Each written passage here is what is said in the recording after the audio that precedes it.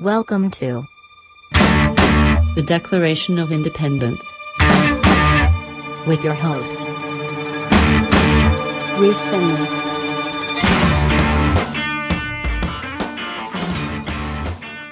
Aubrey Aguilar is an artist and illustrator from Benilio, I hope I said that right, New Mexico. Producing art under the name Heart Kiddo Designs, Aubrey's work oozes with an inspirational level of optimism and a raw emotion in a style that is unique only to her. Having released... I buggered that.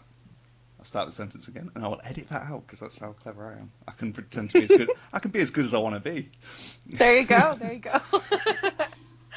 Having recently released a series of colouring books, she joins us today ahead of her appearance at Albuquerque Comic Con this weekend. Aubrey, how are you? Good. How are you doing, Rees? I'm good, thank you, and thank you for being my first guest on your new podcast. I'm pretty honored. Thank you for having me.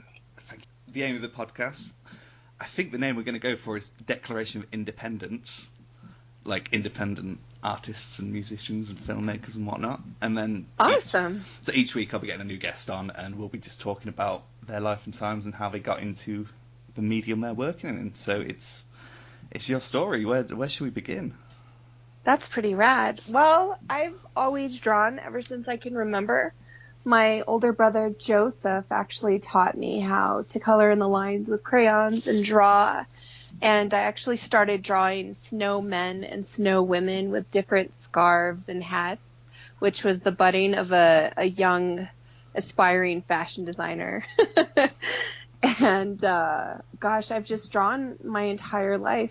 And I got into character design, I want to say it's 2017 now. So I want to say I got into character design about 6 years ago, such as zombies and robots and aliens. That's where it all started. It's fair to say that every child has a set of crayons and does the drawing.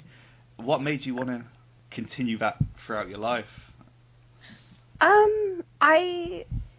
It was kind of like an escape for me in a way, you know. I grew up in a broken household. Obviously, my parents were divorced since I was 2, and I kind of bounced back and forth between my parents growing up. And, you know, everybody goes through their own trials in their lives, but I've used drawing as a way to escape and release my emotions because I'm a very sensitive and emotional person. So it's enabled me to just release that emotion, and they're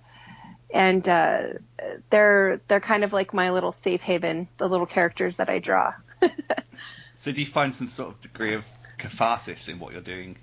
So say if you've had a bad day and then if you draw something, is that almost a resolution, almost therapeutically?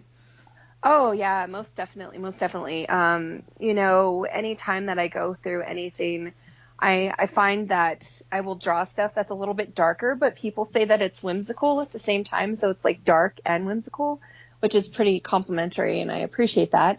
But it most definitely helps me out because I have a lot of love in my heart. So I like to get those raw, uncomfortable emotions out so I can still feel love and compassion for people that are possibly that I've gone through situations with or what have you, you know, and it helps me overcome challenges very much so.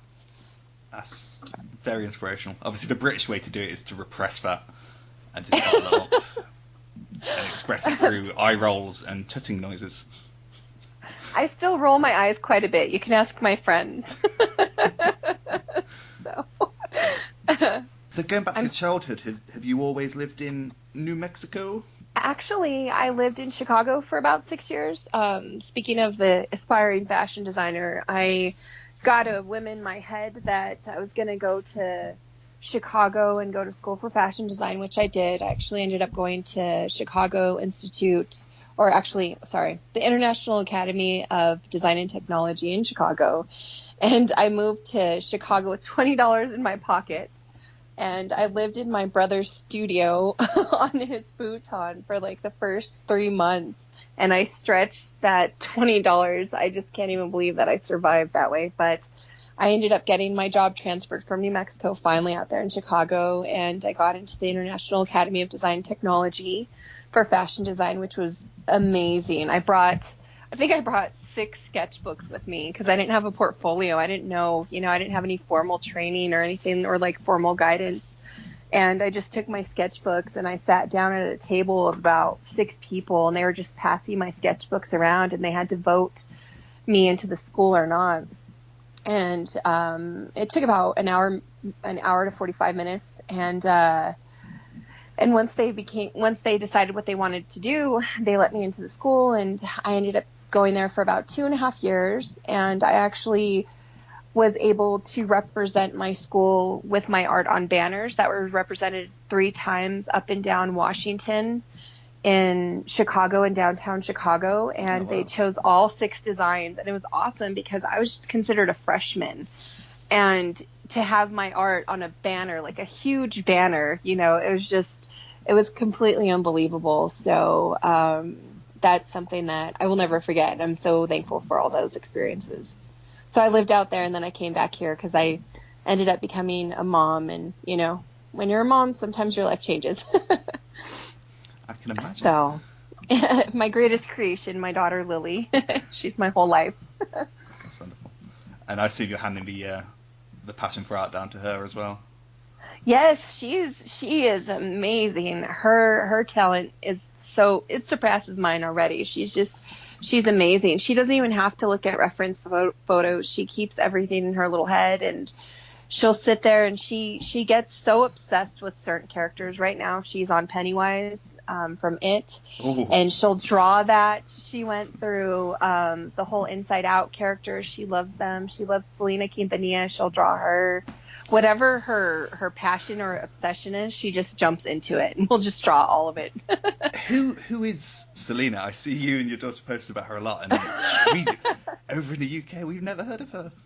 Oh my gosh, I'm so sorry. You guys are missing out on that. She's a wonderful musician. She's the Tejano queen. She was born in Corpus Christi, Texas, and she was the largest female Tejano artist, and unfortunately she was murdered by her fan club manager, and her life was cut short at the age of 23. But I have to tell you, she was probably one of my biggest inspirations growing up, because she was a Latin artist, and she had, real body, real curves, beautiful long dark brown hair, beautiful brown eyes, and all the other actors, singers, they were all blonde, blue hair, blue eyes. No offense to anybody, because I think everybody's beautiful, but being a Latina myself, she inspired me to see myself as beautiful and be accepting of my curves, and not want to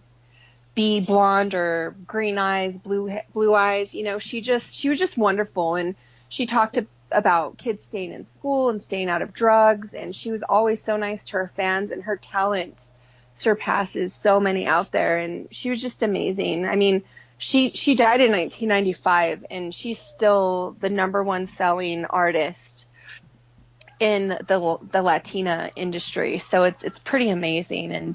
And my love for Selena passed down to my daughter. Lily completely loves her. She actually got a Christmas filled with Selena. So it's pretty interesting to see your kid be interested in the same things you were at that same age, and I think Selena's an excellent role model for Lily to look up to. So tell me about Year of a Unicorn, because I think that was just starting, wasn't it, when we first got to know each other? What convention were you at when I first started tuning to your live streams? It was actually last year, or this Albuquerque Comic Con last year, excuse me. And I did the live streams, and that's what you had seen.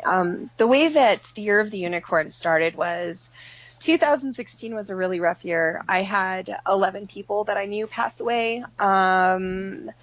4 of which took their lives. They were childhood friends, and that was really, really hard to go through. And I had another 6 that passed away from cancer, and the other one, they passed away from old age. But it was a really rough year, and it was hard to kind of process so much death in such a short amount of time. And I consider myself to be optimistic. I mean, I have my days just like everybody else does, and but 2016 really, really, really was hard for me, and I felt myself kind of getting darker or jaded or bitter, and I didn't like the way that I was feeling. And I was like, you know what, 2017 is going to be the year of the unicorn, because unicorns are magical and majestic and strong and beautiful. And I thought, you know what, 2016 was so harsh. I'm going to make 2017 magical no matter what comes of it. And so I declared that, I think in, November or December of 2016. And I just went with it. I drew a unicorn almost every day for the first maybe 5 months of the year. And then I would randomly draw her throughout the year. And the initial drawing, it was me, my profile, and a unicorn looking at me with her profile. And my heart was out of my chest on a string, kind of tethered like a balloon, because I love balloons. And it was down. And so through that year, the unicorn helped guide my heart back to myself. And she protected my heart. I kind of consider her like my heart's protector, you know. But it's funny enough that 2017 was the year of the unicorn for like everybody in the world. There's like unicorns everywhere now. So I thought it was pretty interesting how it kind of just all played out. And I actually had an awesome cake made for me by Isabella Marquez. She did an amazing unicorn cake for me, and I had a unicorn themed birthday, and people tag me in unicorn memes all the time, and it's become something really special. So you make unicorn headbands as well, is that correct? Oh yeah, I forgot about that. I was actually making some earlier this week. I do. I make them out of felt, and I get flowers and I glue them, and I put little rhinestones and glitter on them, and they do pretty well. So it's been a fun little venture. The unicorn's actually been very, very cathartic for me in many ways. So yeah, you were making those headbands ready for your appearance at the Albuquerque Comic Con. I can pronounce it better if I say the accent, okay? Just go with me. I love it. Is it you in there? Is it quirky? Albuquerque. Quirky. Albuquerque. Is it you in there, Aubrey? It's hilarious. But yeah, they've they've got a Comic Con that you'll be at. Yes. Yes. I'm sorry for laughing. Yes. It's actually Jim Burleson. He is the man who brings the Comic-Cons to New Mexico, which I'm so thankful for. We have one. If it's January, it's Albuquerque Comic-Con, and if it's October, it is Santa Fe Comic-Con. There are some smaller cons that happen, throughout the year that are hosted by other people, and Jim sometimes will throw a mini Comic-Con in the summer just because we're craving it so much. But January is Albuquerque Comic-Con, and October is Santa Fe Comic-Con. And they're wonderful. He always puts on amazing shows. His staff is wonderful. All of the volunteers are wonderful. This Comic-Con is going to be super, super amazing. There's a lot of really cool artists that are coming, actors, and it's going to be really fun. Actually, Lily is going to cosplay at this one as Pennywise with her dad, and he's going to be Georgie. So that should be a good time. Yeah, it's going to be a nice time. And then I'm actually a part of CCP Comics. McLean McGuire, he actually is the owner of CCP Comics, and they're out of Austin, Texas. And 3 years ago, Ken Salinas, who is now with Short Fuse with Danny Dale Carroll, I was walking in the con, and he pulled me over to look at his art, and I was looking at his art, and it's amazing. And I got brave and I said, hey, do you have a second to look at my sketchbook? Because I always carried my sketchbook with me. Always, always, always. And I pulled it out of my bag and I handed it to him. He was looking through it. And he was like, hold on just a second. And he quickly ran over to McLean, who I didn't know at the time. And then he came back to me and he was like, come here. And so I went over there and he introduced me to McLean, and McLean's like, wow, these are really good. You have some talent. I like it. You have your own individual style. I like it. he was like, connect with me on Facebook, and I want to check out more of your art, and let's stay connected. And I was like, cool, right on. And I was totally flying on a cloud. I was totally humbled because I didn't want to be like one of those, what is that show? American Idol. You know how friends and family will tell people that they're talented, and in all actuality, they're really not that talented. And they go and they perform, and, whoever the judges are, they're like, no, don't quit your day job. And I kind of was worried that was the same thing with my art. But Ken and McLean just verified that I did have the talent that my friends and family for years had told me I had. And I do, unfortunately, struggle with self-doubt. That is something that's been with me for my life. But that also helps me be very empathetic, which I'm thankful for. But with that being said, it guided me towards CCP Comics. And McLean followed me on social media for about 9 months. And then the Santa Fe Comic-Con came up, and he was like, hey, I want to invite you and your daughter up here to Santa Fe. I'd like you to come and see how we run our tables and everything like that. And I was like, cool, I'm so honored. I'm stoked. So we went up to Santa Fe, and that Friday night of the first night of the show, he asked me to be a part of CCP Comics. And I think I probably started crying right then and there. I was so humbled. So I've been with them. I believe it's going to mark 3 years this October. So it's been a wild ride. I've learned how to draw and print prints. I'm going to be releasing my 3rd coloring book at this con. I just completed my first art book. I'm coming out with postcards. So it's really cool. And I finally have a banner, and my brother gifted me a photography stand to where I could hang my banner and all my prints. So I'm getting more legit as the days go by. So how does a thing like CCP work? So it's like a comics collective. Yes. Where they gather independent talent under their label. So do they Yes. promote your work on your behalf, or? Yes, sometimes they do. Whatever we post, there's a group that helps run the social media websites, and if they see something on Facebook or Instagram or what have you, they'll repost it onto the CCP social media sites, and they'll say, hey, take a look at so-and-so, and they'll give a link or a shout out. So that's really cool. They also, McLean's, main thing about CCP was pretty much taking independent artists and just growing them to become the best artists that they can be, to either them be eventually on their own and doing their own cons and booking themselves, or just there's still a collective of us that have been together for years. I mean, that they've been going strong for a long time, and he just encourages us, and he also does give us opportunities to be illustrators, writers, inkers, colorists for any CCP comics that they have going on. They have an arsenal of comics under their belt, actually. And I mean, the group that I work with is completely amazing. But right now we're pretty much, the way that it rolls out is we go in as a group to Comic Cons, but our each individual table, we represent our own art, but he's very amazing about supporting us and giving us constructive criticism and just encouraging us, because artists, I've noticed there's a theme of, I don't know what it is, but artists seem to be a lot more emotional than people who aren't very artistic.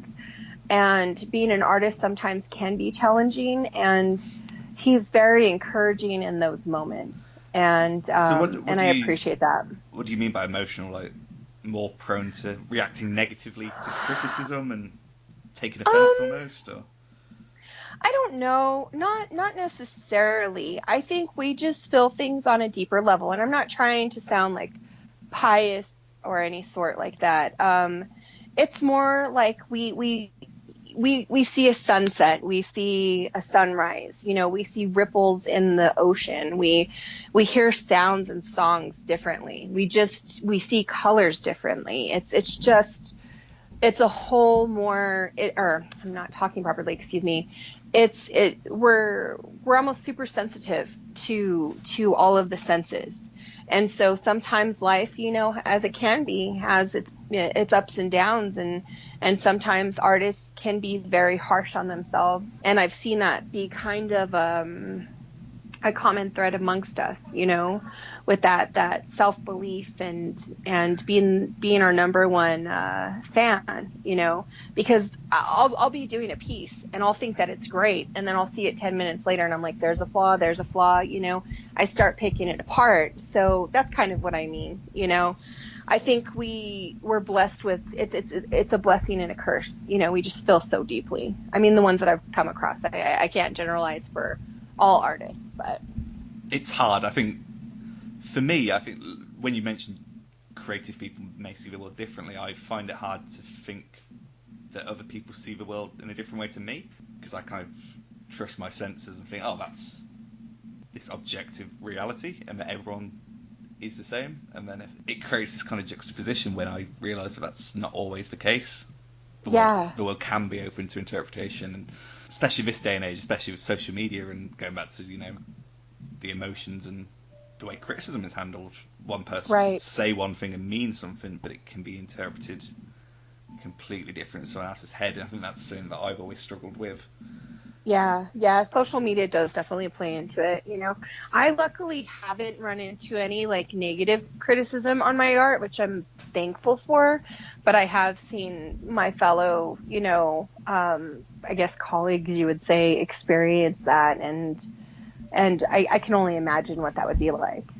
I've been lucky enough to have positive feedback and support. I've never encountered it either. I don't think I know anyone who has in a horrible way. I mean, when the Blue Flame came out, I started the ego folder. Which is amazing. Everybody plug Blue Flame by Rees Finlay, plug.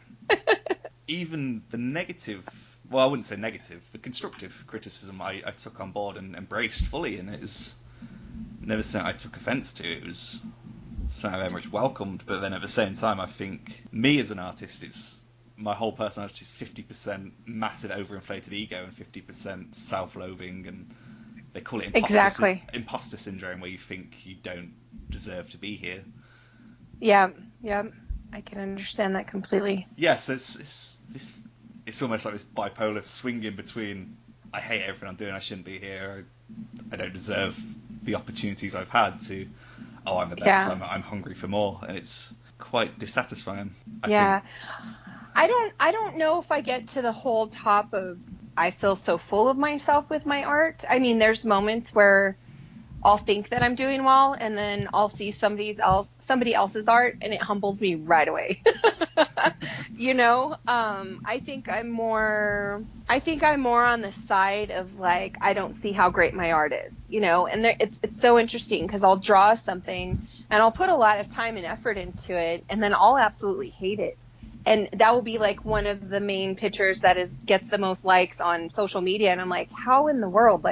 I hated this piece, but you guys love it. So it's just really interesting to see how people see and perceive your art, and how you were speaking about your ego folder. I just finished my first art book, which was also suggested me to do by McLean.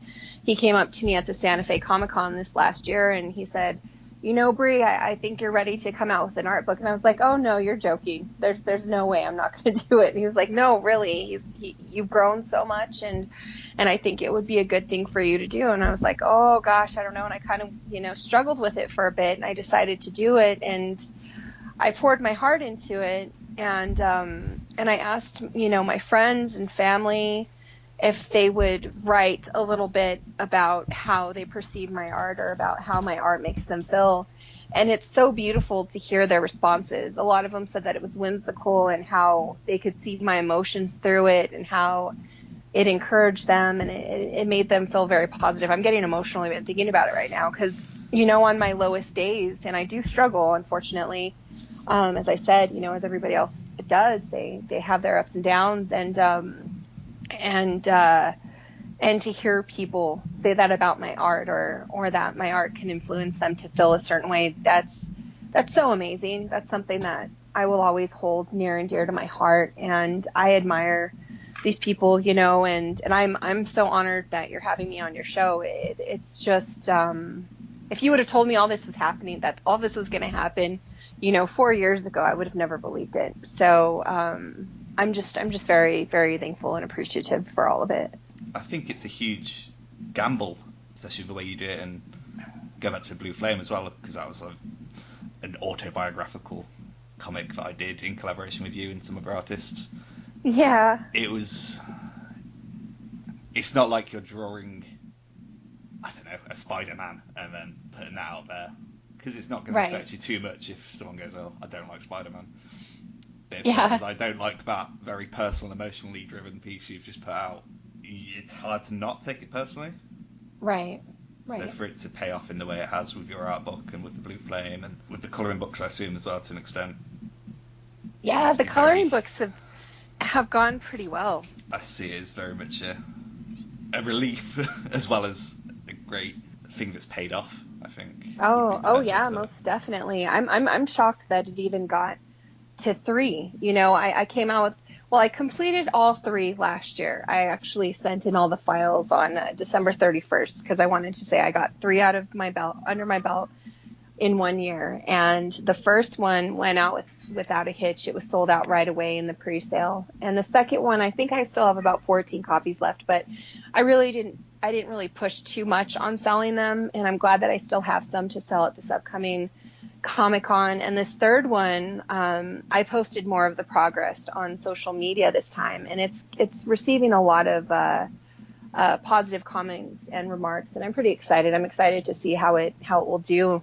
It was actually inspired by my friends and people at cons. They said, oh my gosh, you should make a coloring book. Your lines are really clear and sharp and real clean. Your art's really clean. And I was like, oh my gosh, thanks. I really appreciate it. So if it wouldn't have been for suggestions of other people, I don't think I would have had the courage myself to come out with it on my own. I mean, I've always loved to color, and adult coloring books are so popular nowadays, but, it ended up being pretty wonderful. I'm pretty excited about it. As we're wrapping this up, before we go to the questions, the Q&A, sure. Is there anything else you'd like to plug? So we've covered the Albuquerque Comic Con this weekend, So it starts on the 12th, did I see? Yeah. So tomorrow. It starts tomorrow.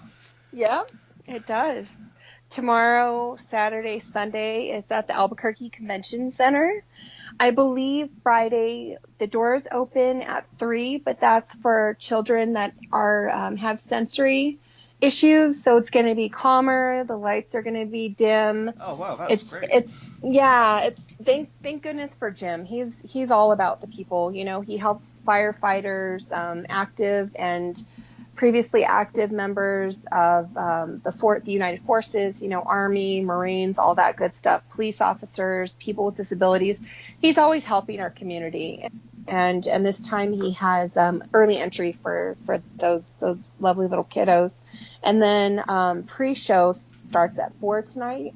And then tomorrow, all day Saturday. I'm so sorry, I should know the hours. I believe they open at 10 to 8 tomorrow. And then I think it's 10 to 6 on Sunday. And then I have the coloring book, my first art book that I came out with. I'm selling postcards now. So that's pretty rad. Please just come out and check out the CCP Artist Alley.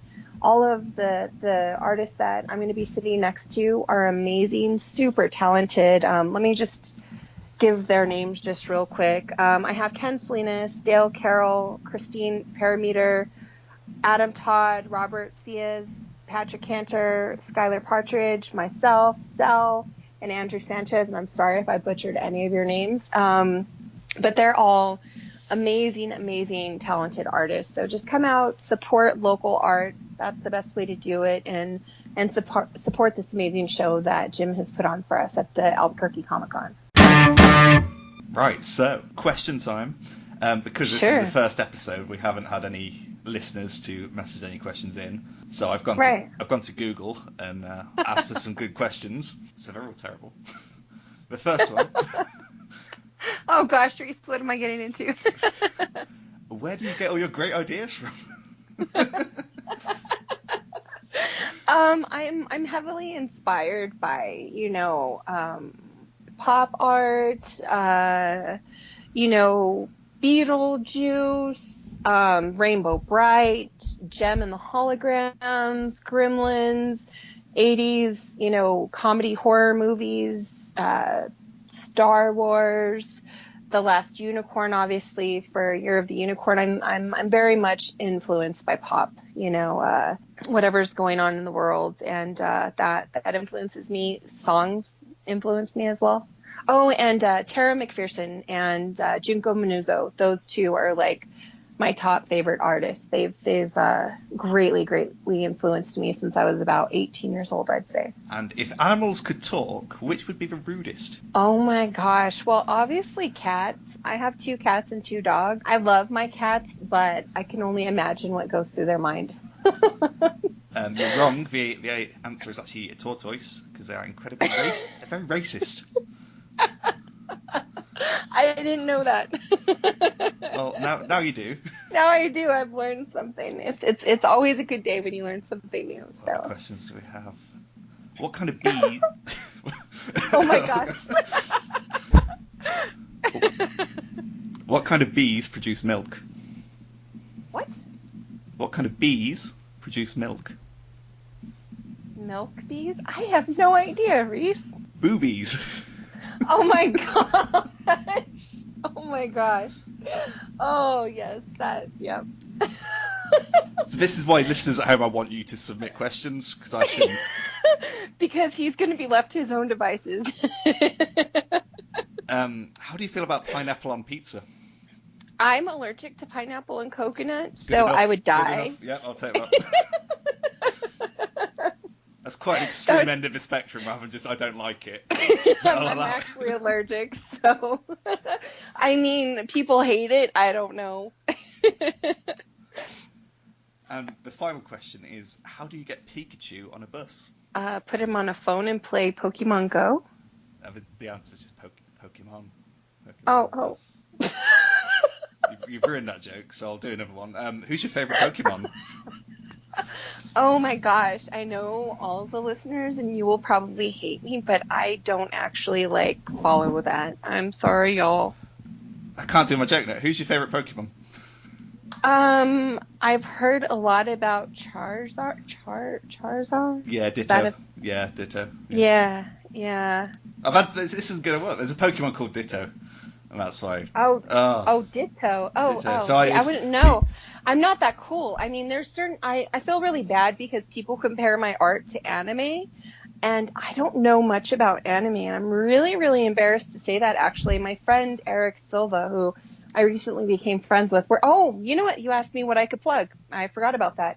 We actually just came up with a little company. It's called Endearing Hope Creations.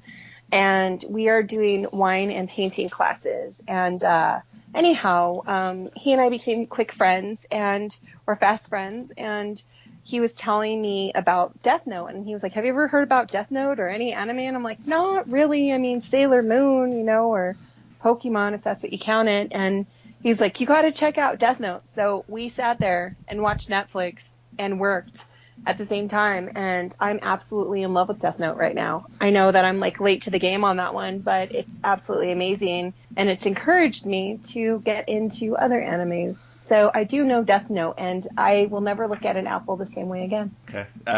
Both my Pokemon jokes have been ruined. I'm sorry. I tried. That's shocking. So, anyway. The only anime story I have is when I used to work in a DVD store, and this very angry lady was shouting at her child, who was called Anna May was her name, like a double barrel name. But she was just shouting across the store, Anna May! Anna May! So I pointed her to the World Cinema section. And that's my anime story. That's hilarious. But Aubrey, thank you so much for joining me, and we will include links to all your social media pages in the description below, or to the side or above, or whatever. It depends what site you're on. If you're on iTunes or Acast or YouTube, if you're a wrong one, we will get the links on there. But thank you so much for coming on. Thank you. Thank you. I appreciate it. I hope you have a great rest of your day, everybody. And you too, Reese. I really appreciate you. Thank you, everyone. Let love win. And I need to say something profound before I go out. Don't buy cooking bacon. I thought it was a good deal, but it's just like the fat bits, the fatty bits. They were like little salty pebbles. Don't buy cooking bacon. That's my profound, heartfelt statement to go out on. Goodbye.